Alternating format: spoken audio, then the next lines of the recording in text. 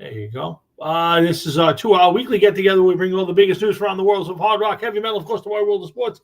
And everybody, welcome to Thursday night, November the 20th in the year of our good Lord 2025. And boy, oh boy, it's a busy week for me. And I hope you guys have had a great week. And we're right on the precipice of Thanksgiving. That's right, one Thursday night away from Thanksgiving and the official start of Christmas, even though we've kicked it off here at Hard Rock and Sports next Thursday night. I will be right about now coming down from my food high. I'm going to spend the day with my family at my mom and dad's house, and tons of food and Thanksgiving and football and everything else that goes with it. So looking forward to next Thursday night. Looking forward to doing the show for about an hour tonight. And it's been a busy week out here in the Florida land, and looking forward to talking a little bit about sports. I'm waiting for Jeff to pop up and talk a little football and everything else tonight. So we'll see where that all plays out. So hope you guys have had a great week. A couple of politics news while we're waiting for Jeff. A communist is heading to the White House tomorrow. That's right. Mayor-elect Mamdani is heading to see Donald Trump with a little bit of his tail between his legs. And we'll see how that plays out tomorrow. Great jobs report today. Economy, folks, whether you believe it or not, the economy is getting better. And after the first of the year, when the big, beautiful bill and all the tax breaks and all the stuff that goes with it kick in, next year is going to be a great year. You're going to have to be patient. You're going to have a little bit of a struggle. Gas prices down. Food prices aren't yet. You can still go there and spend a lot of money, especially beef. Buying beef and chicken and all that. It's still pretty expensive. But listen, if you expected this to be fixed after 4 years of knucklehead, you're sadly mistaken. So hopefully next year will be a much better year. Food prices, gas is way down. You're seeing gas in the 260s at this point, and I know nationwide that there's places where it's $2.25. So we'll see how much further they drop, but it's still better than almost $4 a gallon under Sleepy Joe. In the meantime, again, communist at the White House, and we'll see how that plays out. Jeffrey Epstein's files are all being released, which I think is a great thing and a really bad thing if you're a Democrat, because boy, oh boy, I can't wait to see some of these guys who have just been real quiet. You notice there's been a lot of quiet people about this, and those are the ones that need to be worried. And I guarantee you that there won't be anything salacious about the commander-in-chief himself. And that's what they tried to make this about. They thought for sure they wouldn't release this, and he blew them up. And yeah, Billy Graz, they wanted it, they're going to get it. And when you start seeing some of these big names that are going to pop up on the list of people who spent many, many times on the island and flying on the plane, and the pictures, and when they're not Republicans, how are we going to get out of that? Maybe Jasmine Crockett will do us a favor, and she'll come out and give us some more statements, because I got to tell you, if you're a Republican, the greatest advertisement for the Republican Party in 2026 and 2028 is Jasmine Crockett and AOC, two morons. Absolutely. There's no doubt in my mind. If there was any inkling of anything wrong for Trump, this would have been out in the last 4 years. And there's not. It's not. Trump's a lot of things. There's a story, and if you guys get a chance to go look at it, there was a guy played for the Yankees. His name was Mel. I can't think of his name. I'm drawing a blank on it. But he tortured Bernie Williams. Anyway, he had this for some reason, he had this very, very young girlfriend who later on he lived with. And the family, this is a 20-something, 30-year-old man with like a 15, 16-year-old girl. And eventually he moved in, and he moved her into Trump Tower. And Trump actually saved the woman. That's it, Mel Hall. There you go, Frankie. Thank you. So Mel Hall had this talk way into this family's life with this young girl, and for whatever reason, they let him live with her, and then he moved her out. And eventually, Trump saved this woman, caught her walking down the street one day and asked if she needed help.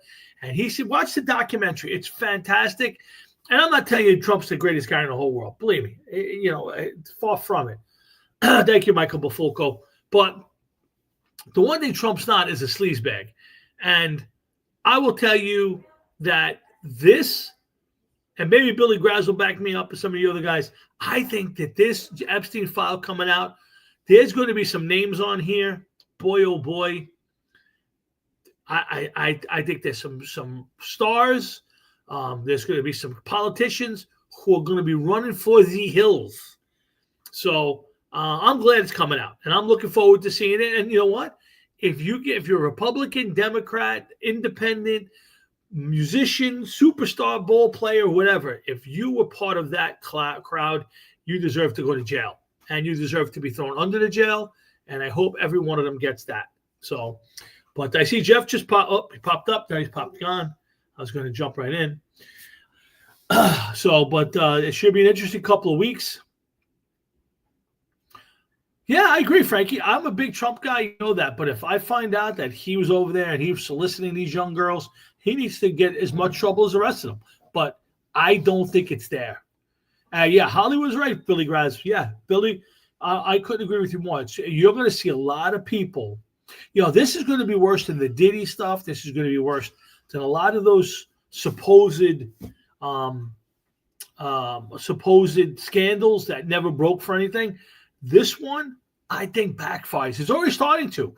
I mean, did anybody see Jasmine Crockett's her interview on CNN where she named Jeffrey Epstein, and now she's trying to back off it? She's a moron. And I've heard people come out and say that she should run for Texas governor. Yeah. Penalty. She should run for Texas governor. That she's a possibility for some sort of a presidential run. But at the end of the day, if Jasmine Crockett or AOC are the future of that party, they're in big trouble. When the Republicans are trotting out J.D. Vance and Marco Rubio, and even Kristi Noem for a short thing, and some of the other people out there, Tim Scott, who I love, I think there's a big problem when you put that up against the people that trotting out there. And don't forget, there's all this mortgage fraud stuff still running around with Swalwell and Schiff and Letitia James. We'll see. This is, the problem is that this old guard for the Dems or the regular Democratic Party is going to take a big beating, and the progressive left is going to sneak into that thing, and people have to make a decision, pretty soon, whether or not they're going to continue to vote that way. And I'm like, you're 100% right on that one. Yeah, I don't watch Charlemagne the God and all of that, but I do find him to be semi straight about a lot of topics. But him coming out and saying that Jasmine Crockett is a star and she should be the one doing the messaging. If you just listen to her talk for 3 minutes, how could anybody even say that? So I don't get it, and I never will. But if that's the future of the Democratic Party, I'll stay on the Republican side. Those years when I voted for Dems, yeah, you ain't kidding. I can't imagine ever voting that way ever again. I voted for Clinton. I voted for Gore. I voted against George Bush both times. Right now, you couldn't get me to vote for Dem for any reason. There's not one out there that I look up and say, that's a rational person who I would vote for. Gavin Newsom, come on, please. Guys, that might be the worst governor in the state. So anyway, Jeff's up. Let's get him on. Let's get to a little bit of music and sports tonight. We're doing about an hour, and we're going to cut it off there. But in the meantime, Jeff's gone again. So let me get my dad on, see what he's got to say, and we'll kick the show off that way. What's up, Pop? What's up, Tommy? How you doing there? Good, Pops. Just hanging in there. Kind of jealous, man. In the warm weather. It is 80 degrees down here. Yeah. Yes, it is 80. Well, today wasn't bad. Today it was 50, but it felt like it was in the 60s. There was no wind at all. So okay. So what's the good word? No, everything's good. Just kicking back, relaxing. What'd you think of the Yankees? That so far, it looks like they signed Grisham signed this contract, and they're going after Bellinger now. They're trying to press Bellinger. What are you thinking so far? Well, I think I think their infield is very shady.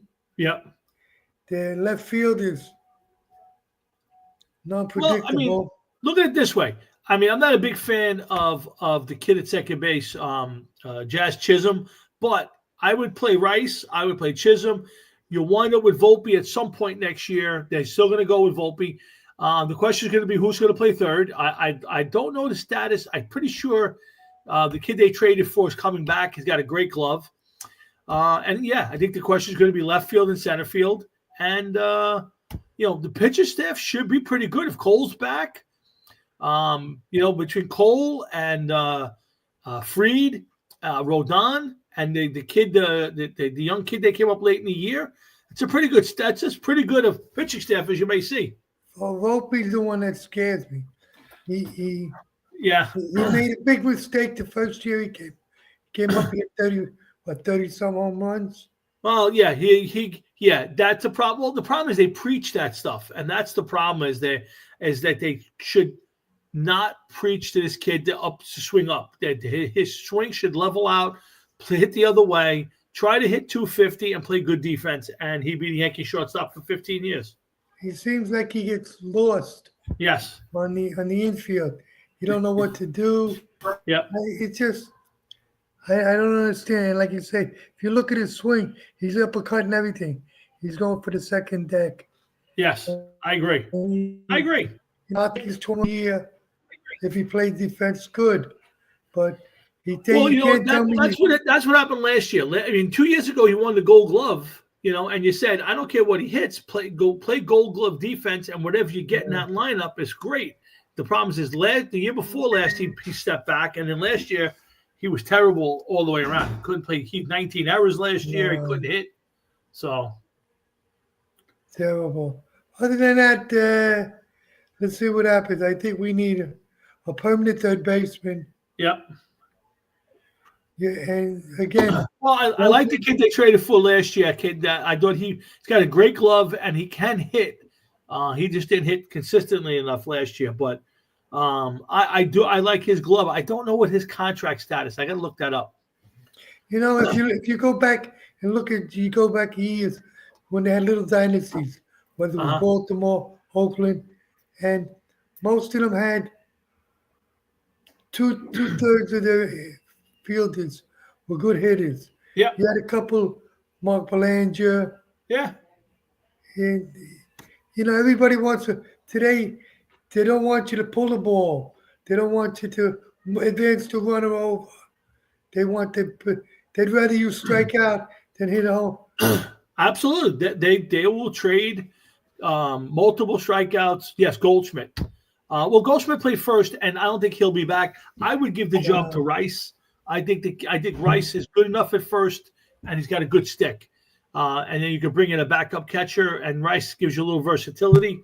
I don't know if I bring Goldschmidt back. He had a good start to the year. He kind of faded, and I think the money's too much. Terrible. That Jeff? Yeah. I don't know, he still seems to be frozen. Yeah. He's having a rough night. I know you all are. But otherwise everything's good, Pops. Everything's good down here. We'll be back on Sunday, and we'll see you then. I'll see you there Monday, Tommy. You got it, Pops. I'll see you on Sunday. It's my dad checks in every week. And Jeff's, I think he's on freezing. You there, Jeff? Jeff? Gone again. All right, we'll give him a shot. But in the meantime, I hope you guys have had a great week. What's everybody doing for Thanksgiving? Got big plans? Is everybody still celebrating the big holiday? Let's see.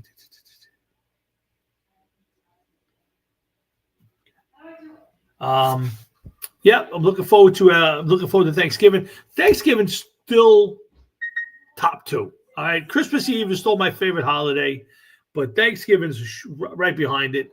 I like Thanksgiving because there's no muss and fuss with the presents and, the food. It's a little less stressful.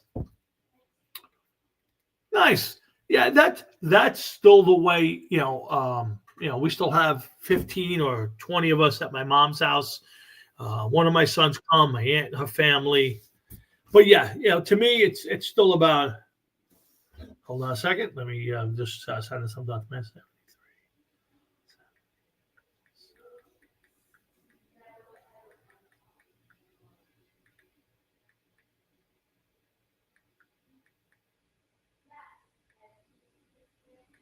Hold on.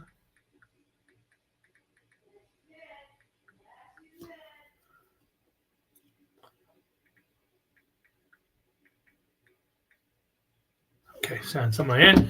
Let's see if Jeff's up and officially on. What's up, Jeff? Have a Jeff. Jeff.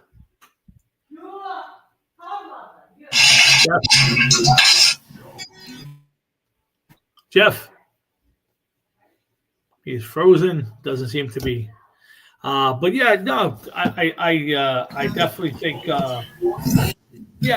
Christmas it's still Christmas Eve, and it's dead because once Christmas Eve's over, I feel like the holiday's over, even though it's another week of Christmas Day and of course the New Year's and all of that. But to me, it kind of ends on Christmas Eve. Everything's built up to that. Jeff, you there? Jeff. Jeff. Jeff. Have I?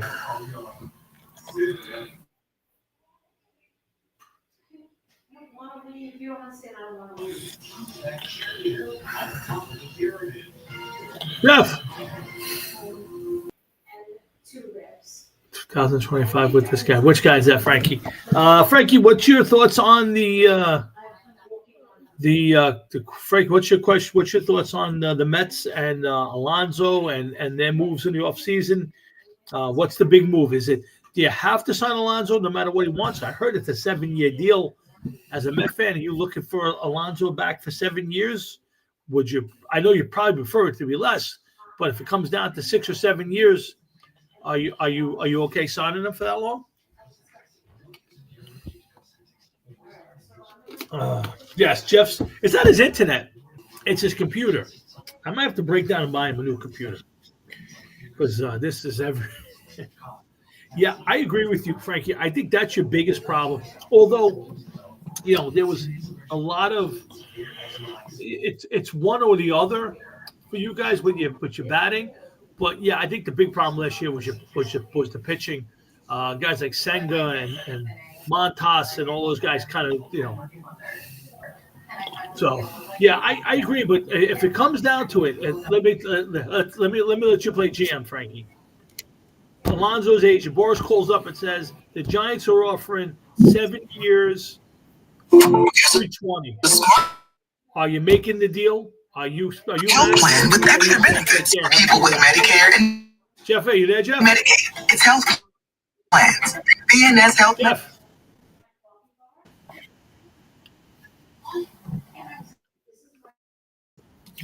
Can you hear me?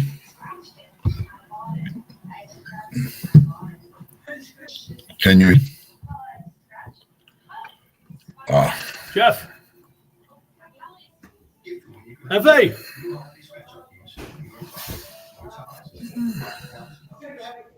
Yeah, can you hear me? Now I can hear you, yes. What's up, Jeff? What's up? How are you, my man? I don't think I'm frozen. Can you Frank, hear am I me? frozen? Yeah, I can hear you. Now I can. Jeff. Okay, well, I guess I made it. Yep, it looks like you Yeah, finally can you hear clicked me? on. Yeah, I can hear you, yes. Yeah. All right, well, let's see what happens. All right, so Jeff, let's kick off the show like we're going to do about 40, 50 minutes from this point. Jeff, how was your week? Long week. Sucked. Any certain Is what it reasons? Is it the usual work complaints? No, not this week because I was only there for 3 days. Oh, you're having some mechanical issues at the house, correct? Yeah, we had some electrical issues that we had to get taken care of. In the old days, I would it's have looking told you to good call my pops. My pops could have came out and helped you out, but I'm not sure I'm letting that's Dad. all right. I'm not sure I'm letting Dad into your house at this point. I don't know. I don't know if I want him playing with electric at this, especially at my house. You know. Oh boy. All right, you know, he's older and he's doing his thing. I understand that, but Dad in his prime was a great electrician, just fantastic. I've seen him do some wonders, but sometimes things just move. You have to move on from it. But I'm glad. Is all your issues resolved, or are you still dealing with them? I can't hear you. What was that? I said, are all your issues resolved, or are you still dealing with them? I hope so. They look good right now. I don't know exactly what happened. They disconnected a fan that I had in the bathroom, and okay, everything looks okay. I don't know if that was the problem or there was a bad bulb. It's a long story, but understood. We got other things to worry about. When is the tree going up? I don't know. I don't know what we're gonna do yet. I might get 2 real trees. I don't know. Oh wow. Yeah. So I don't know if it's gonna be up for Thanksgiving. I will at least have lights that in the windows up by that time. Right. But it's probably gonna be yes, it was your cousin, Frank. He's my cousin now too. So and I may push for 2 real trees to see where I just don't feel like sitting there fucking with an artificial tree, man. I don't blame you. I feel the same way. I've gone to the real tree the last few years, so I'm with you on that one. If we do 2 trees, you know that, and yes, I just gotta see. No, he didn't fuck up, Frank. No, he's good. He's good. He's a good guy, man. He's a very good guy. I trust him 100%. Just when circuit blew. Long story short, when we were away at the wedding, Sharon's son watched the house and the dog, and he put something on that he didn't realize that we don't use, and it popped the circuit. Oh, so really? Being the circuit popped a couple days later. No, none of that, Frank. Leave him alone. Leave him alone. A couple days later, I went and used the same light in the bathroom, put the light on, and it popped. So I went downstairs and the circuit blew. So I was like, you know what? I says, there must be something wrong with the circuit. Let me have him come in and see what's going on with the circuit. So that's what I did. And as he came in, he said that he didn't find anything troublesome or everything seemed okay. So I'm like, okay, so let's see what happens. And that's what we're going to do. We're going to leave it as is for now. And right now, everything is good. And that's that.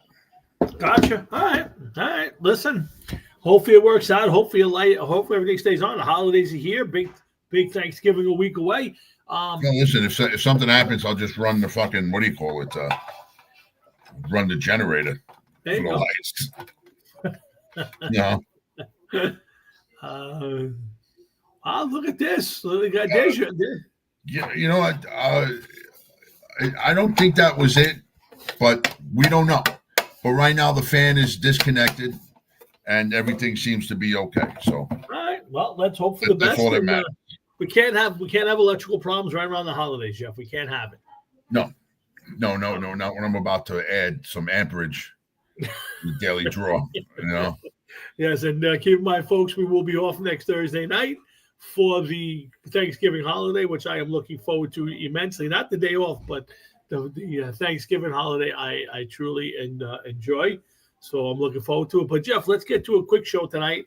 I wanted to do a little bit tonight. And the big thing that's been on my mind as a Giant fan this week, is the poor choice by one Cam Scatterbo, who I am a big fan of. And you have every right to be a big fan of him. He's a young and exciting back, and I'm reading a lot of different articles about this. And right, what's your take? Not many people. What's your take on it? Think it was a stupid move. I agree with you, but why do you think it was a stupid move? Well, for obvious reasons. He just got his ankle operated on or his leg operated on. One miscalculation, no matter how much they were propping him up and helping him out and how much they were being, careful with him, anything could have happened. And that could be the end of his career. Yeah, I mean, it's only 3 weeks or a month ago, his foot was in the wrong direction, and to everybody's point, there's a crowd there. All you need is one slip up, and you either forget about the fact that your season's over and you're maybe just jeopardize next year, your career could be over. I thought it was stupid and just dumb as a young back. And I think I'm hoping that the Giant veterans, if there is one, that stepped up and said, "What are you doing?" And I think that's the biggest thing nowadays is there isn't that veteran group in football that can rein these kids in. But yeah, I thought it was stupid, reckless, and just not a smart idea for a guy who just had his foot going in the wrong direction. He felt as though I read a couple things, and there was a lot of people within the Giant organization that felt as though that whatever he did was okay. Cam is nuts and this, that, and the other thing. And there was somebody else, a coach of some kind on the team, didn't have a real problem. Well, I think it was the interim coach, didn't have a problem with what he did. And I'm like, you gotta be fucking kidding me. This guy, it's gotta wake up. Yeah. You gotta wake up. If it was the off season and the whether they made the playoffs or not, it's the off season, and wrestling came through New York, and these guys went for a wrestling show. Okay, so he was there, no big deal, no harm, no foul. If it was because of the operation, that's always I have a problem. I don't even know if I have a problem that Abdul Carter was there. Now, listen, I'm not one of those things. Oh, you're losing, your team's bad, you should sit in your house and sulk. I don't have a major problem that Giants were there and involved. I think it's great for the community. I think it's great for the vision of the team. A little promotion. My problem is with Cam Scatterbo with having an ankle that's barely holding on with gum at this point, gum and tacks, that he's out there allowing himself to be shoved around. I don't have a problem that Abdul Carter's there. Do you have a problem with that? A couple of football players went to a wrestling match and got involved. Forget about the Scatterbo injury. As a wrestling fan and a football fan, would you have a problem if both those guys were just young, healthy guys at a wrestling match? No, not at all. Not at all. I don't give a shit what Abdul Carter did. His ankle wasn't stapled back on. Right. But Cam Scatterbo's was. And Cam Scatterbo, say what you want. What's up, Will? Is as a running back who relies on his knees and his ankles to make certain cuts and certain moves during a football game. And, that's not a smart move at all. Not a smart move. Let's get it this way. You've been to many concerts, sporting events, whatever else it is that you guys out there in Jersey do, God only knows. Okay. But you go to these arenas, and what's the first thing that happens? The floor is nasty. Yeah. Okay. It's either slippery or sticky. Yeah. Yep. The guy 5 rows behind you spills his beer. It's making its way all the way down to where you are. Absolutely. Yep. Exactly there, Cam. Exactly. And you got to watch because anything could happen. You could have kept your area clear. But, the guy behind you, he's getting nervous. He grabs you. He pushes you. Whatever the case is. I agree. And you just twist it the wrong way. How stable could that ankle be? To me at this point, I think one of the few times I'm going to go with optics and say, while everything may be fine, it's a fine line. At this team, there's a lot of excitement about the future of the Giants with players like Scatterbo and Abdul Carter and Jackson Dart, and it's almost to the point where you'd say they're reckless. I mean, Dart, which I'll get to a little bit, and his play on the field, which I love the fact that he plays that way. But you've seen it now twice where he's gotten a concussion and missed a game. A couple weeks ago against the Eagles, they thought he might have had a concussion because of the way he plays. And Scotty, you got an ankle that has been duct taped on. You kind of have to read the room a little bit and kind of say the future's bright, and I'm going to concentrate on that and not put yourself in that position. Yeah, I hear you. And Frank, is that the faction that they were arguing with Judgment Day? Is that what you're calling them, or was that the name of the event? Yeah, I'm not sure about that either. And Ken, I agree with you. I've been thinking about that a lot this week. And back in the day, the young kids, the rookies, the new players on the team, there was a veteran presence. Guys, I'll go back to the 80s with guys like Harry Carson and George Martin and Phil Simms. Even into the 90s with Jesse Armstead and Keith Hamilton. Some of those veteran guys who, when you came in the locker room, there's a certain way you do things. And I think, Jeff, in sports in general, like I look at the Yankees and I say, who's that veteran guy who holds somebody accountable for not running hard? Or who's that guy in the Giants who goes up to Scotty and tells him, wake the fuck up? Like, those guys are missing now. Yeah, of course they're missing. And that brings me back to Cam's leadership comment about Giants leadership. You're right. The Giants do have poor leadership, but it's not that they have poor leadership. Their leadership hasn't developed yet. Yes. Because that's what keeps a team in the position that the Giants are in. Right now, until somebody steps up to the plate and says, listen, you want to have fun, do it healthy. Don't do it when you're healing.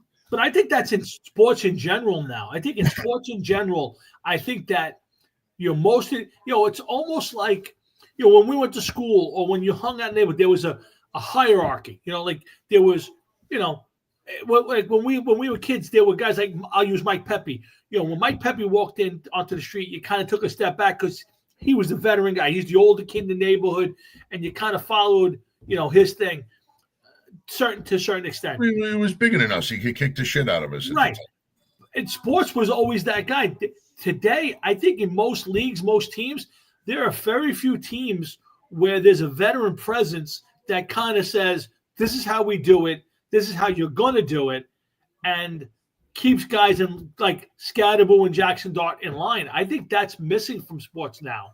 Well, listen, first of all, I'm assuming that you're talking about Jackson Dart and Yes. his running the ball and everything Yes. else. Okay. He's providing a spark. And Yes. as much as I don't like the idea of a quarterback running to gain yards all the time and be a focal point of the offense, Yep. he's doing what he can. He's trying to establish himself in the NFL. He's trying to show that he's not going to get pushed around, that he's going to take the chance. I'm the wild card when I have the ball, kind of stuff. So that's okay. And anybody at any given time in the NFL could get a concussion. We know that. We've seen it happen hundreds of times. But my thing, what you're saying about, I think it proves something else, which is that everybody is a money player. There is no leadership. There is no way contending for a championship. I'm contending to make $40 million a year because that's what I got. I'm getting paid. You don't want to know something? I'm getting my money regardless of whatever happens to him. I agree with you. Yeah. I agree with that. That's the problem. I agree with you. I think I'll give you, for instance, when Abdul Carter showed up at Giants camp and said, hey, I want to wear number 56. Somebody there should have smacked him in the back of the head and said, are you kidding me? This is the New York Giants. You don't get to wear 56. You're lucky you don't get to wear 6. Yeah. Well, listen, you can't tell me if he didn't know who Lawrence Taylor was, and if he didn't realize that Lawrence Taylor wore 56, then you know what? Just fucking cut this guy now. Because if he doesn't know you're going to an organization with a storied past. Okay. If I was a player, football player, okay, and I was getting drafted by the Carolina Panthers that have no history, or the Jacksonville Jaguars, or the Houston Texans, even teams like the Los Angeles Chargers that don't really have the history that some teams got. Agreed. That's one thing. But if you're going to the fucking Giants, the Redskins, the Cowboys, Cowboys. the Steelers, Yep. the Raiders. the Raiders, whoever, even the Broncos to an extent. Okay, teams that have a history, Yep. teams that have several Hall of Fame players. You know what you do? You immerse yourself. You read about your team. You need to know where you stand and what you're doing. Very good point. And you need to learn, Yeah. because if you don't know, you're a defensive player and you don't know who Lawrence Taylor is and what number he wore, then I really, really don't know if you're going to be the right player. And to be honest with you, even if you do know and you have the balls to walk in and say, I want to wear his 56, at some point someone's going to slap you in the back of the head. And you're right, Frank. He hasn't played terrible. For the most part, he puts a lot of pass rush on. He puts a lot of pressure. He's played okay. He doesn't dog it out there. He just hasn't had any results. I'm okay with it. I don't think he hasn't obviously established himself as a great player. I think there's some ability there, but I would like to see a little bit of, hey, let's take over a game and win one. So, his number's okay with the pressure, but he's got to get to sacks. But this isn't the pitch on Abdul Carter. There's a lot of things that have to happen. Yes. Okay. There's a lot of players in the NFL right now, to me, that are on the cusp of being like their busts. Sure. And a lot of them are looked upon as present day, important cogs, important pieces of their team. Justin Herbert, Trevor Lawrence, two guys right off the top of my head. Justin Herbert, he's proven himself a couple times. Trevor Lawrence is not. Okay. I'll tell you who I think I would label a bust right now, that kid Genty. Oh, okay. That's interesting. First year. Okay.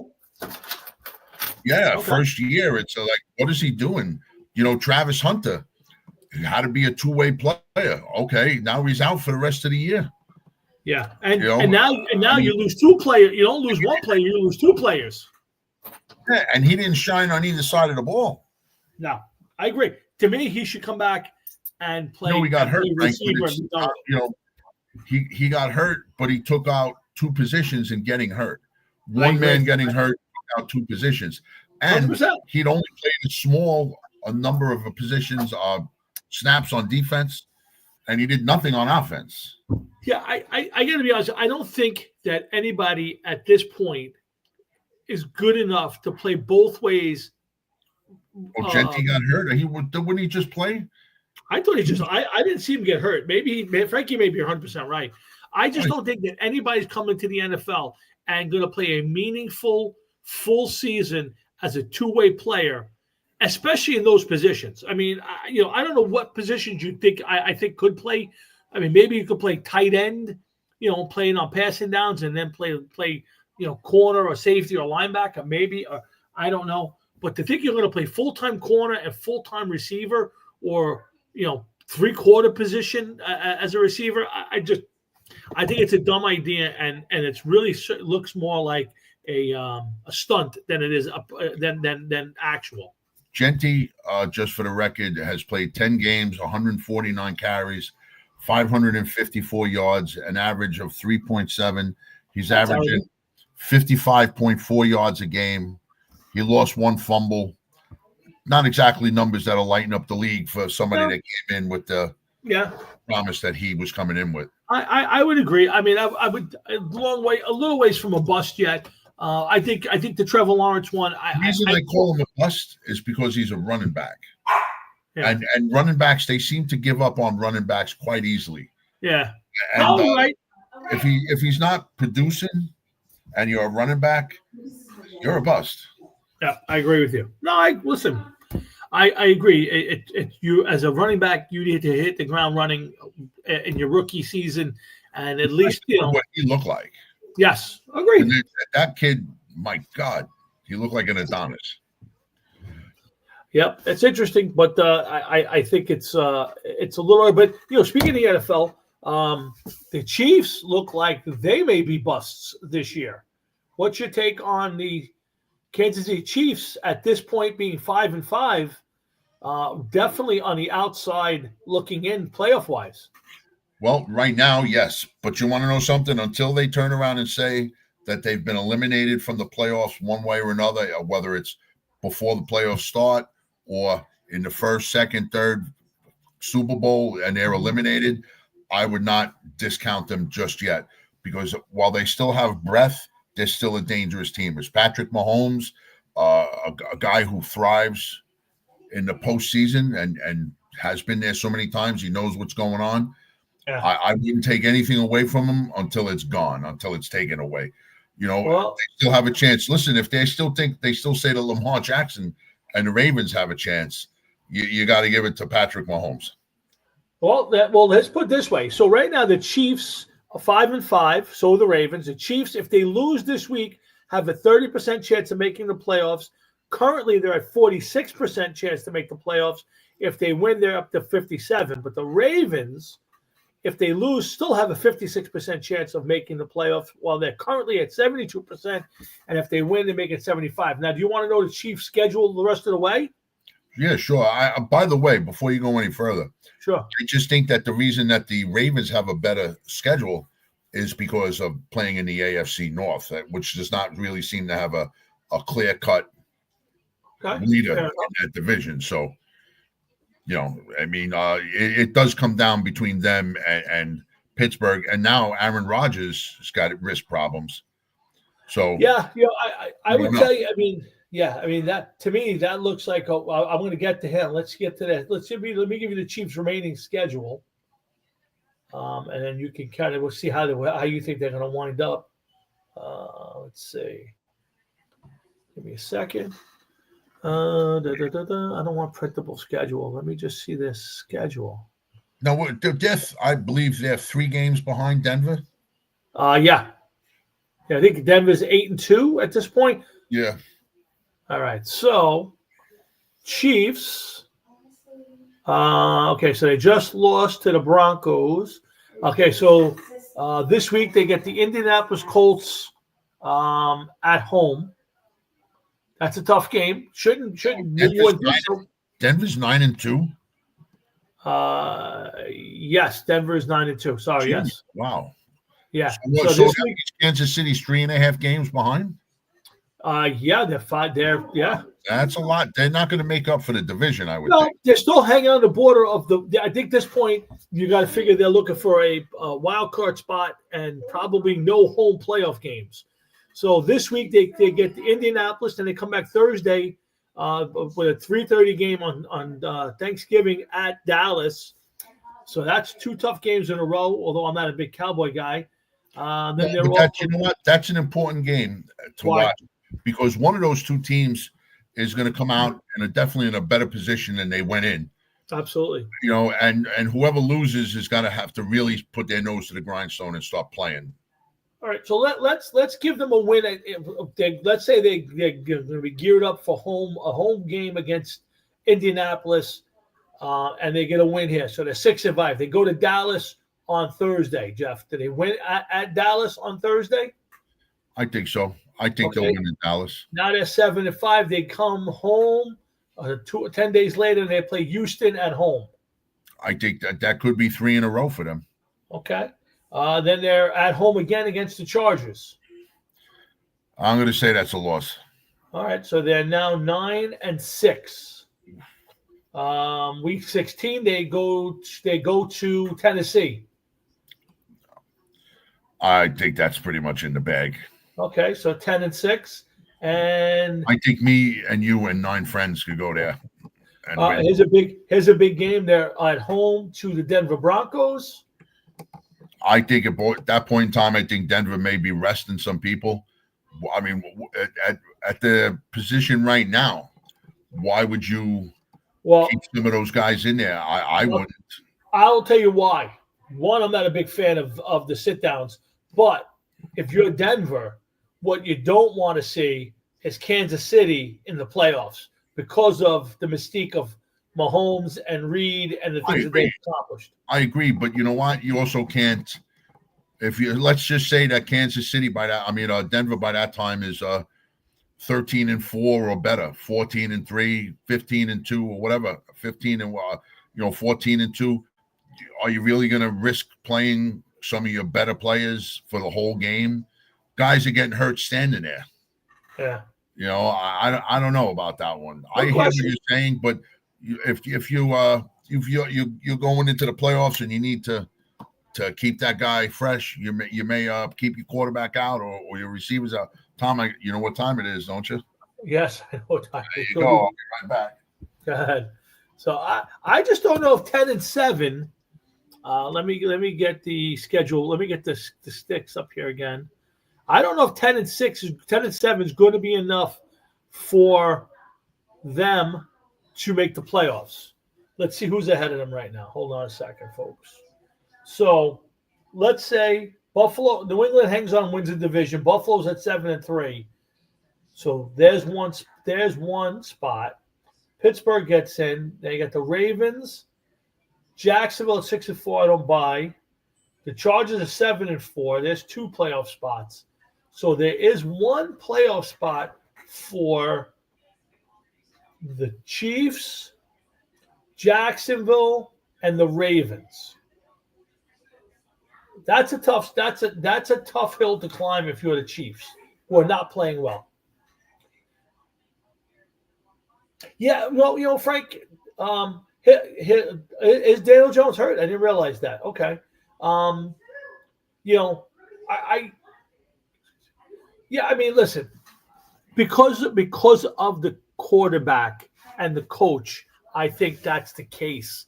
I don't feel the same way. I don't think this version of the Chiefs is the same, obviously. So no, I don't buy the Vegas thing. I think this was right now the way it's going to look. They're fighting for one spot. So right now, Jeff, if you're right and it ends 10-7, you got your division winners. They're not winning the division. So Buffalo looks like a lock, and so does the Chargers for 2 of the 3 wild cards. Okay. That leaves one wild card spot for Jacksonville, Baltimore, and the Chiefs. Right now, I would go with the Chiefs over all of them. Very possible. So but they got a hill to climb. Right now, but I think Jacksonville's 6-4 and Baltimore's 5-5. I don't know. So it's a fight with those 3 teams to get the last playoff spot. But I can't imagine this version of the Chiefs, who look old at this point. I mean, Travis Kelce should be probably doing security at a Taylor Swift concert at this point. Oh God, please. So I would say I wouldn't bet against them making the playoffs. I just don't have any faith in them making a run. I think it's an interesting AFC this year with them kind of out of it, and so is Baltimore. Not that Baltimore can't make the playoffs, but even that version of Baltimore is not very good. I mean, who do you like? Do you believe in New England? Is this Buffalo's year? Well, listen, New England right now is what, 9-2. Yeah. It's hard to discount them. You can't discount them at this point. They're playing great football. I'm not saying that they're going to get in there and win, but you can't discount them. They're a team that has to be reckoned with. There's certain teams right now that are in the playoffs as division winners, as you know.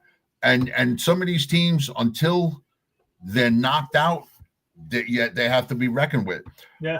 Right now, you got New England. It's 9-2. That's a team to me that needs to be reckoned with. Buffalo right behind them, 7-3. Although they're a quiet 7-3, and the rest of that division is shot. But then you go over to the AFC North. I'm looking at it now. Pittsburgh is 6-4. Baltimore's 5-5. Yeah. They've quietly pulled up, and could take over. When you look at the AFC South, you got Indianapolis at 8-2. Jacksonville's 2 games behind. I don't know. And then you got Baltimore. I mean, not Baltimore. Denver at 9-2. The Chargers 7-4, and then Kansas City 5-5. I think that Kansas City should set their sights more on the Chargers than the Denver Broncos, because it's once you get into the playoffs, it is what it is. But Denver, I got to be honest with you, I'm not too worried about Denver right now. Denver, this is new ground for Denver. Yes, they made the playoffs last year, but if you're in the playoffs, who are you going to be more afraid of, Denver or Kansas City and Patrick Mahomes? Well, right now, I mean, it could be them. I mean, think about it right now. You look at I mean, New England at 9-2, Indy at 8-2, and Broncos at 9-2. I mean, that's an interesting. Who's the team you're worried about? And this is all brand new ground for basically those three teams. So this isn't. You got to go to New England and face Tom Brady in January, or you got to go to Kansas City in January. This is New England with Drake May. This is Indianapolis with Daniel Jones. This is Denver with Bo Nix, and their offense has not looked great this year. Well, listen, both Indianapolis and Denver are both 6-0 at home. Yep. Okay, but Indianapolis is 2-2 on the road. Denver's 3-2 away from Mile High, and then you got Kansas City. They're 4-1 at home, 1-4 on the road. So anything is possible. Anything is possible once you get into the playoffs. You just got to see. I think that the NFC has even more of a muddled picture. Yeah, I'm here. So I don't believe in Philly at 8-2. No, I agree. And I think that the wild cards may come out of the NFC North again. But this time you may have Chicago, Green Bay, and Detroit. But even Detroit's not the same team they were last year. I think you're going to wind up with three teams out of the NFC West, with Frisco, Seattle, and the Rams. So that'll leave one wild card. The Eagles are going to fall off one of those teams soon. Yeah, I think the problem is I think either Green Bay or Detroit may be the team.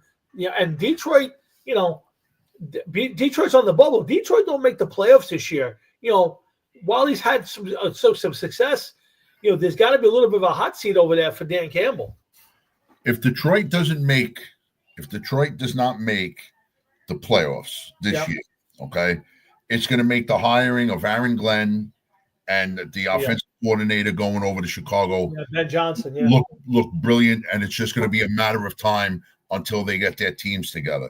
Chicago is already taking a step in the right direction.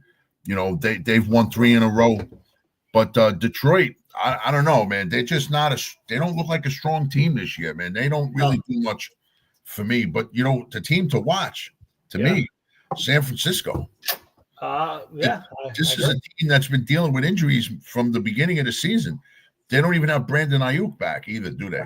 I don't think so. And they're 7-4. Yes, 7-4. And this is a team that, wow, they're hanging tough. Yeah, I tell you the truth, Matt, our friend Matt has been all over the Rams all year. And while I'm not sold on the Rams, I would tell you I think the Rams might be the best team in the conference right now. I'm not a big Philly guy. I think Philly's playing with a little bit fire week to week. The rest of that division's shitty. Matt Stafford has got 27 touchdown passes already. How about the Bears? How about the Bears at 7-3? Yeah, they've won 3 in a row. But you know what? That defense has given up a lot of points. I'm looking at it now. They scored 58, and they've given up 264 points on the season so far. Yeah. So, they're winning some games. They're squeaking by. When your differential is, -6, they've given up more points than they scored, man. That's that's a lot. And it's gonna be this last month and a half of football getting toward the playoffs is going to be interesting, and it's going to realistically it's going to look a lot different than we were used to the last few years. I mean, there's some teams hanging in there. I mean, the Dolphins' schedule is a lot lighter, and there's some thought that they may make a run here. Pittsburgh now may take a dive back with Aaron Rodgers being injured. And let me ask you something, Jeff. Regardless, is this it for him? I mean, you're watching him play. It looks like he's getting slower and slower. Do you think no matter what happens, this is it for him this year? I don't know, Tom. I don't know. And the reason I say I don't know is because it's Aaron Rodgers and you don't know what he's going to do. Yeah. Is he on a team that may actually give him a chance to make the playoffs? Definitely, without a doubt. Is he on a team that has a chance to win the Super Bowl? I don't think so. But I agree. You don't know with this guy. He's already proved to be selfish many, many times already. Yeah. And you just don't know what he's gonna which way he's gonna go. Real quick, what's your thoughts on Shedeur Sanders getting a chance to start this week? Well, After a very bad, he was 4 of 16 for like no yards last week in the second half of that game. Publicity stunt? What do you think? it's not. Well, it comes to Cleveland. It's not a publicity stunt. They got to see who they got, and they got to try him out at the very least because they've tried out everybody else and their mother. Yeah. So right now, to me, I'm not saying that this is somebody that has a chance to be a star in the league. Evidently, he does not. Yeah. Okay. But at this point in time, when they're going to get a high draft pick, and I believe they have 2 picks in the draft. I believe. Yeah, I have to look at that. Yeah. They have to try every option that they have now because going into the draft in 2026, they need to know who they got and what way they're going to possibly need to go. It's amazing that some of these organizations, the Jets, the Chicago Bears, the Cleveland Browns, and a few others, just cannot hit on a quarterback, man. Holy fucking shit. And the Jets, who they have 5 first-round picks and God knows how many second-rounders, the news and the stuff that I hear about them and what they may do for a quarterback makes me nervous as a Jet fan. Everything from Kyler Murray to Joe Burrow to whoever else is possibly available. Yeah. And it's like, please don't waste no number 1 picks on shit like that. Please. I agree. Well, next year's draft is not the year to do it. And I think I threw it around Mac Jones, guys like that. I would go get a Mac Jones, somebody of that ilk, to play quarterback until you can find your quarterback. But what do you think about the Jets this week going to Tyrod Taylor and benching a guy that they're stuck with for 2 years? I mean, one, they're not stuck with him because they could let him go. And they would just let him go, but you're going to eat a lot of money. They're eating almost $50 million for fucking what's his face right now, Aaron Rodgers, and he's not even on the team. So what's $10 million or $20 million in that case? It's nothing compared to that. I read something about it today, and I'm glad you brought this up because this made a lot of sense. This isn't so much as a try to win. It isn't so much as a what are we going to do now? What's going to happen? What can we do? This is to see what they have on this team and going forward. Oh, I get who's going to be part of next year? So you're saying this is to upgrade the position, not to figure out the quarterback position, but to figure out who else around the quarterback can play with a decent quarterback. The article that I read said that Justin Fields holds the ball too long. He checks down too many times. Yes. That Tyrod Taylor is willing to take a few more chances and maybe try to force it to make a better play or a bigger play. So it makes no sense of them trying to, see what Justin Fields could do when they know he's not the answer. Tyrod Taylor is 36. He's not going to be the answer. No. But if he can move the ball around, well, evidently anybody can move the ball around more so than Justin you like Fields. To see what Mason Taylor has. You like to see what the offensive line can do, but with what they have and some of these younger receivers. So I agree. I don't think it's a dumb idea. I was just curious why they would do it, but what your reasoning makes a lot of sense. It's all auditions, Tom. It's all auditions at this point. I think it's a smart move by the Jets. I mean, you're not getting anywhere with Justin Fields. He's terrible. For the 1 or 2 games he may have a decent game. The other 7, you just shake your head. Yeah. It's just unbelievable, man. Unfucking believable. Yeah, no, it is crazy. But in the end of the day, though, and again, nobody should have a conversation about Aaron Glenn or the GM not being back next year, but it does raise some red flags to me that their first big move was to rush and get him signed to a 2-year, big money or semi-big money deal. That raises red flags to me that they were all in on building around him for the next 2 years. Well, you know what? I don't think that they took it as they were building around Justin Fields because they didn't get him a second receiver. And there was a lot of things that were not in place. But there was somebody that I think that they felt as though that they had to give him a shot. All right. Because he was on the cheap side. Yep. 2, they knew that they could get away from him relatively cheap Right. And it would have ended up costing them 30 million of the 40 million. And I know we're throwing the word million around and saying cheap, but for what some of these guys are getting, Yeah. In football standards, yes, you're right. It is a cheap experiment that did not pan out. But I also think that they knew this was not a team that anybody was going to be worried about, man. That was clear. Yeah. And listen, when you traded Sauce Gardner and Quentin Williams, you're saying, you're telling everybody we're rebuilding now. Oh no, there's no doubt. And Frankie's right. I think they have over $90 million in cap space next year. They have a bunch of draft picks, so they have the ability to fix this pretty quick. I mean, theoretically, they should be better next year, and 2 years from now, they should be a viable team in that league. Do they have the ability to fix this quick, man? Well, when I say the ability, I mean you have the means. You have cap money and you have draft picks. Do you use it wisely? That's a different story. You're right. Okay, so then there you go. That's the big thing. Are you going to use? You have the ability. I don't know if you can. That's a general managers. The last couple general managers have proven that they're not big spenders. Yep. Okay. Joe Douglas was always looking for the bargain when he had the money. He was still looking for the bargain. If they use some of these draft picks to get themselves a quarterback next year, and it's not through the draft, they better go all out and try to get Josh Allen or Patrick Mahomes at that point in time than anybody. You know what I mean? Before they throw 3 picks at fucking Joe Burrow or something. I don't want. I would just like to see them. I would like to see them not waste.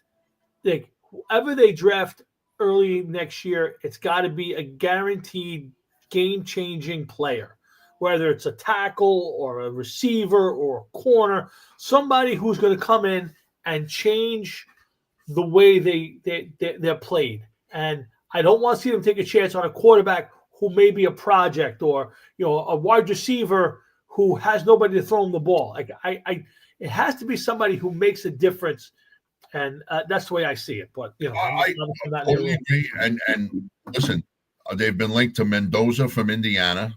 Yep. And they've been linked to the kid from Oregon State. Yep.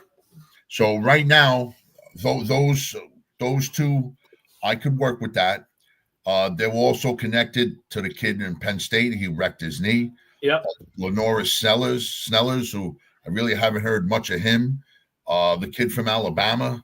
There's been a couple, but college football season's almost over. Yes. Pretty much essentially over. What do they got? A couple games, 2 games left, 3 games? They got probably 2 games for the end of the thing, and then obviously the playoffs. So some teams could have 3 or 4 games left.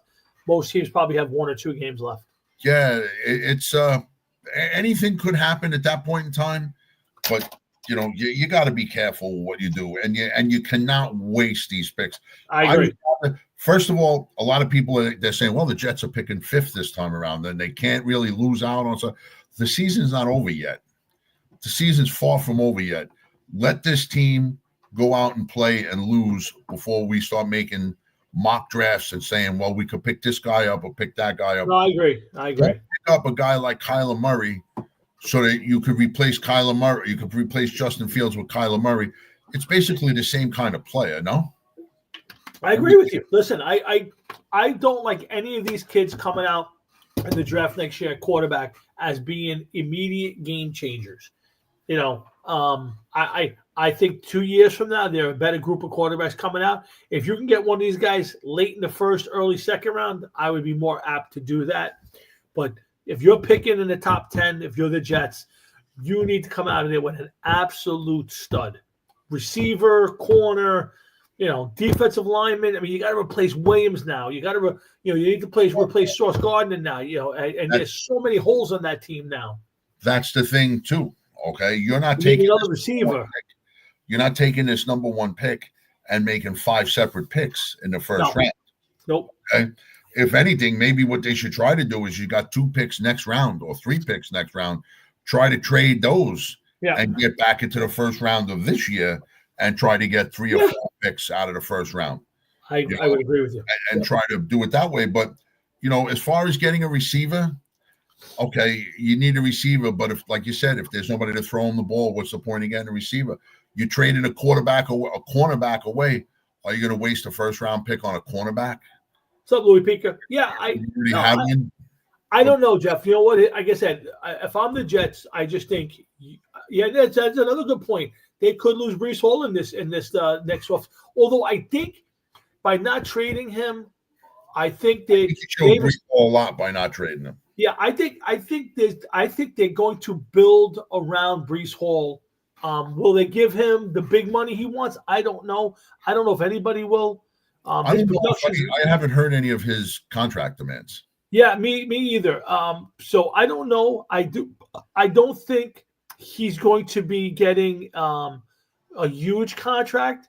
So I think if you're the Jets, you throw a little bit of extra money at him and you build around it. But although I thought they would do that this year, and they did not kind of build around it, they tried to throw the ball way too much. So to me, I think not trading him or trying to trade him said a lot. And I think he'll be back. And I think they'll I guess they can't franchise him, but I wouldn't, because it's too much money. Why couldn't they franchise him? I don't know, but I did hear somebody say that they can't franchise him for some reason. I don't know why. Maybe it's in his contract that way. I don't know the answer. Well, anyway, listen, unless there's a special reason why they cannot franchise him. Yeah, you're right. It would be financial suicide to franchise him, because it's going to cost a lot. Yeah. And Frank Catalano, I hope he goes and joins the Peace Corps before he ever goes to Denver. Oh boy, yeah. Again, right now they have a lot of money. They can overpay him a little bit if they wanted to keep him. I think he's a good back. I think he's a really good back. He does a lot of stuff. I think he's a team first back. Yeah, I like him a lot. I think he's a good player. And if I'm Aaron Glenn, I am trying to remodel this team like the Lions were built, and that's building the offensive lineup, getting a solid quarterback. You don't need, Jared Goff was on the scrap heap when they got him, and to get him, you get yourself a good group of receivers. You got one. Get yourself a couple of good receivers. I like this kid Mason Taylor. Fix the offensive line and build this thing kind of like they built it in Detroit. I think the Jets have the ability, and when I say that, again, not necessarily picking the right players, just having the salary cap and the draft picks to kind of build this team. We'll see if they actually do it. It's going to be interesting. Season's not over, but it's over.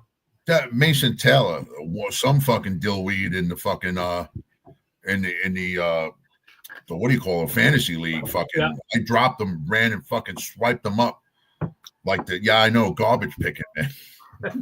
Hey, I picked up Sean, the kid from Tampa this week, got me 43 points. Jesus Christ. You know who I just picked up? I was like, fuck everybody. Cool. I went and took Kirk Cousins. Did you really? Yeah. I went and grabbed Kirk Cousins. You know why? Because I don't want you to have him. I don't want Frank to have him. I don't want anybody else to have him. So what I did is I took him and buried him on the bench. He's going to sit next to Lamar. Fuck everybody. Believe me, I sat two guys this week that I could have played, should have played, thinking I was outsmarting myself, and it cost me a W. So I got no right to say anything to anybody. But it is. No, this year, I don't know what do you like? Fucking 2 and 400 men, something like that. Yeah, it's terrible. It's absolutely terrible. Yeah, what are you gonna do? I'm in 5th place right now. But I think I'm out of it, man. Well, Catalano. Who are your quarterbacks? It's very top heavy right now with Iggy Mo's team and Matt's team. Very top heavy right now. Matt has slipped. He's not as high up. I think he's in 3rd or 4th place. I know that Frank Catalano is up there. I know that Frankie Cat's got a great team. Yep, it's going to be interesting. It's going to be interesting. It's going to be an interesting finish. Joe Fro. Joe Fro, yeah, surprised Joe Fro jumped right in the league and has done a really good job. So some other teams, like I said, you're creeping around the outside. A couple of good weeks and you're right back in it. So we'll see what happens. I am what I am, a 500 team. Well, that's how I feel. But I'm going. You are not a 500 team. You may feel like a 500 team. Yeah, but you are like a 500 at the bottom. Yeah. I think we're going to end it here. I got some stuff to do, but I did want to get on and do a little chat, and we're off next week. So I wanted to do a little show tonight, but I got a couple things to finish up, and I'm a bit tired. I was up late last night and up early this morning putting furniture together, and it's been a rough couple weeks. Frank, I may make the playoffs, but I just have no confidence in this team, man. There's nobody on my team that I'm like, they're going to go out there and play and get me a million points every week. Usually whoever I sit is the one that's scoring the points. Let's see what it looks like. Hold on a second. I want to bring the standings up. I don't have a double screen. So right now with Iggy Mo, Joe Fro, Frankie Catman at 8, all at 8-3. And then Matt, Jeff at 6-5. And then it's Bees Knees, DC Rippers. Matt is 6-5? Matt 7-4. You're 6-5. Bees Knees at 5-6. DC Rippers at 5-6. And Frankie's Bo Brown and Bijan at 5-6. After that, it's a sharp decline to 4-7, 4-7, 4-7, and my 2-9. So Jesus Christ, man. Yeah, it's injuries butt fucked you, man. Joe Burrow, Malik Neighbors, Garrett Wilson, Chris Godwin. I've had more injuries this year, taking my lumps. But who didn't get hurt on your team? It's very true. I'm surprised you didn't get hurt. Yeah, I think I pulled the thumb trying to change players. Baker, oh my God, Jordan Addison was suspended for 3 games. I don't know. I'm scrambling this week alone. I got. Let's see. Right now, Romeo Dobbs is questionable. Pacheco, who's done nothing all year, is questionable. I think I got to get Pacheco out of the lineup. He never does anything, even when he does play, and he doesn't play often. Godwin looks like he's actually going to play this week, so maybe I'll get him in the lineup somewhere. I don't know. Yeah, but there's a lot of top heavy. It's going to be an interesting playoff run. Let's see if Jeff can sneak in. Let me get that. Well, right now, when do the playoffs start? I'll tell you right now. Playoffs start. I think it's week 15. Let's see. Hold on a second. Because if the playoffs started today, I think I'm in the playoffs. No, you're outside the playoffs. Top 4 teams. Top 4. That's it. Top 4 teams. So okay. Yeah, I believe. So right now it would be Iggy Mo against Matt, Joe Fro against Catman would be the first round of the playoffs. There's 2 weeks of playoffs, right? There's 3 weeks. No, 2 weeks. You're right. Yeah, because first and fourth, second and third. Yep. And then the winner of that goes for the championship round, and then for third place. Correct. Yes. Absolutely. Yes. So. Yeah, you still have an outside chance. I'm about that. Hold on a second. Hold on. Playoffs. Is it top 6 teams? No, top 4 teams. So right now it would be Iggy Mo against Matt and Joe Fro against the Catman.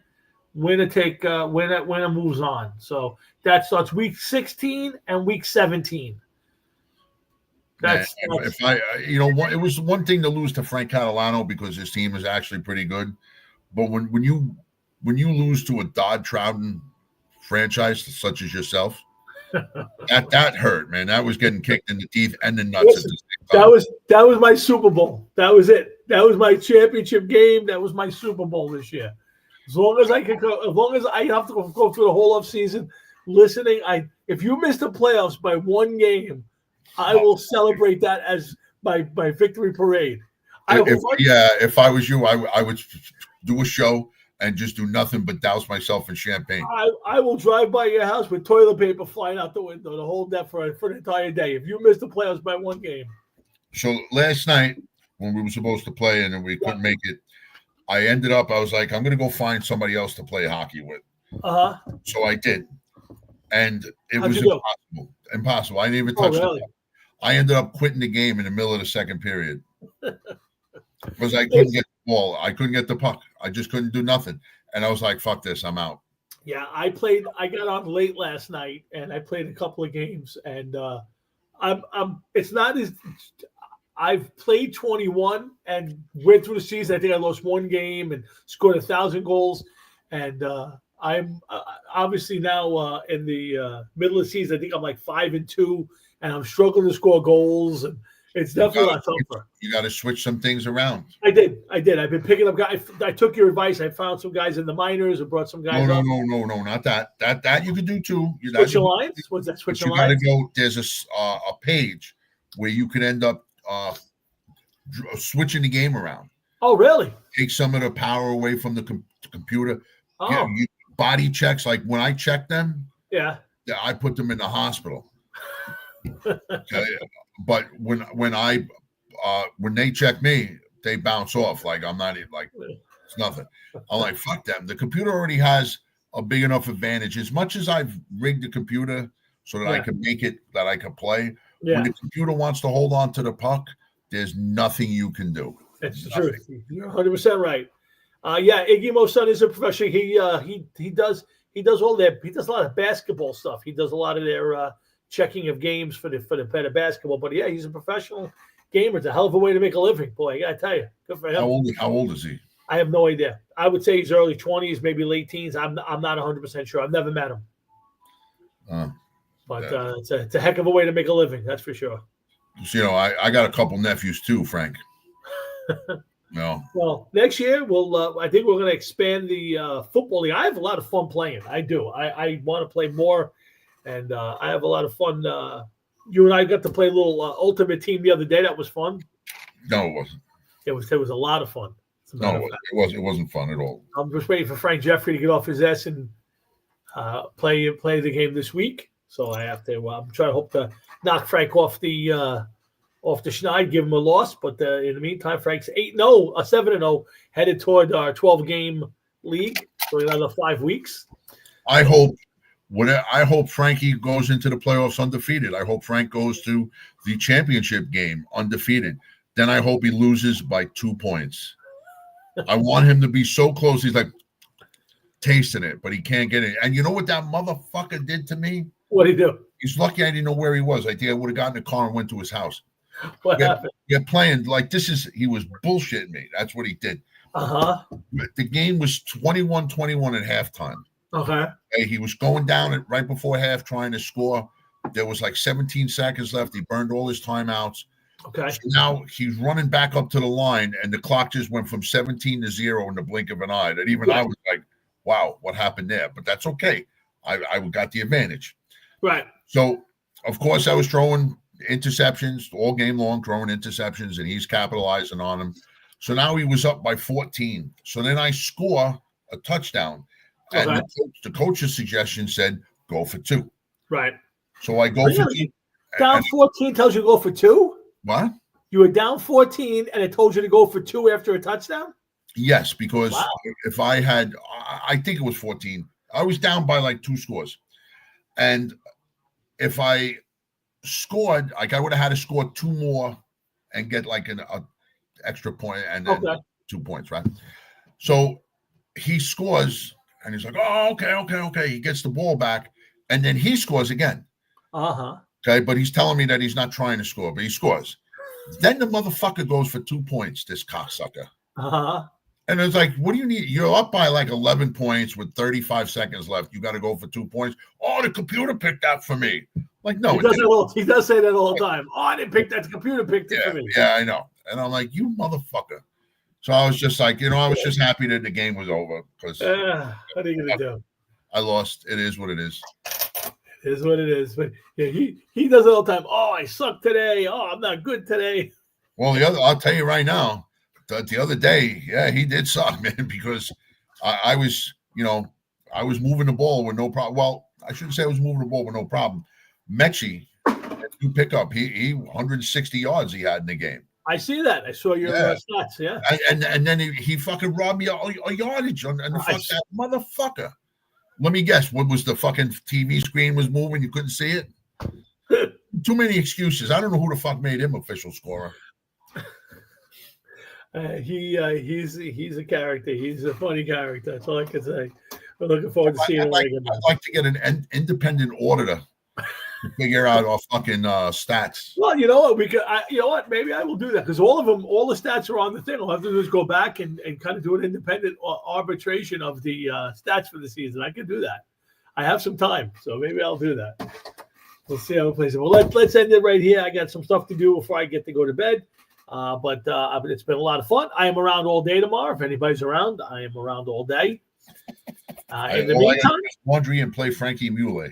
There you go. In the meantime, I hope everybody has a great week, and we wish you all here a great Thanksgiving. Jeff, I know you got your March of the Wooden Soldiers. You got your food. Well, I got March of the Wooden Soldiers. Yep. I was telling somebody this today. March of the Wooden Soldiers, Westminster Dog Show. Really? Yeah. I watched that in between after Cool, March. Happy Thanksgiving, Frankie. See you later, man. And yes, man, I made it back. I don't back from where, I don't know, but I'm here. March of the Wooden Soldiers, Westminster Dog Show, Lions game, eat, then just comb her out for a little bit, then watch some of the Dallas game. Not much, just a little bit because I don't like that game, and then eat again. And then then I'll go plus my wife. I'll be like, "We got pie now?" Yeah, she'll probably be like, "You fat fuck! You just ate twice." We gotta have pie. We need pie. Yeah. Yes, we do, don't we? Well, I hope it's a good one. I will definitely talk to you, maybe see you before. But in the meantime, I want to wish everybody a happy Thanksgiving. I told you, Matt, you're welcome to come. I don't want to find out about you home by yourself. So I don't want to hear it. I will definitely call you before that. But in the meantime, we're going to end the show right there. I want to thank everybody for tuning in and being part of the show tonight. Thank you very much. I hope you guys have a great rest of your night, a great rest of your week, a great weekend, and a great next week. And happy Thanksgiving to you all. And we'll talk to you and see you all back here in 2 weeks when Jeff and I get together and do it all over again. Hefe, I will definitely talk to you off the air. You got it, bud. All right, man. Have a good night. Good night, everybody.